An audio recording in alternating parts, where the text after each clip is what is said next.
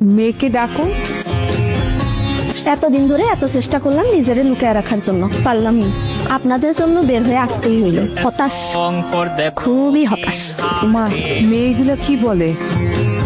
চা খাবেন? ঢেলে দেই। আচ্ছা, এই স্যুটে আমাকে কেমন লাগছে?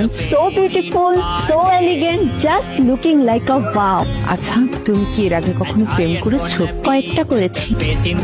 কাজটাকে তুমি ঠিক করেছো না? না, আমি নিজেকে নির্দোষ প্রমাণ করতে চাচ্ছি না। যখন জানি আমি দোষ করেছি, তখন আমি কেন নিজেকে নির্দোষ দাবি করব? আমি দোষী। আমি কি আপনাদেরকে একবারও বলেছি আমি নির্দোষ? তখন আমার আবেগে কাজ করেছিল, বিবেকে কাজ করে নাই। বিবেকটা কাজ করলে পৃথিবীর সর্বশ্রেষ্ঠ আদালত হচ্ছে মানুষের বিবেক।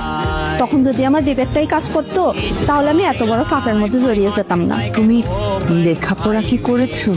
জি, প্রাইভেট ইউনিভার্সিটিতে। ভাগ্যিস আমার বাবা মার অঢেল টাকা ছিল না, তাহলে আমাকেও অনেক টাকা দিয়ে প্রাইভেট ইউনিভার্সিটিতে পাঠাতো অশ্লীলতা শিখাতে।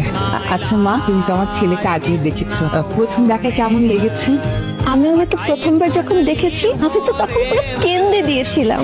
আচ্ছা, মুরব্বীদের সাথে কি মানুষ এইভাবে কথা বলে? আমার ভুল হয়েছে।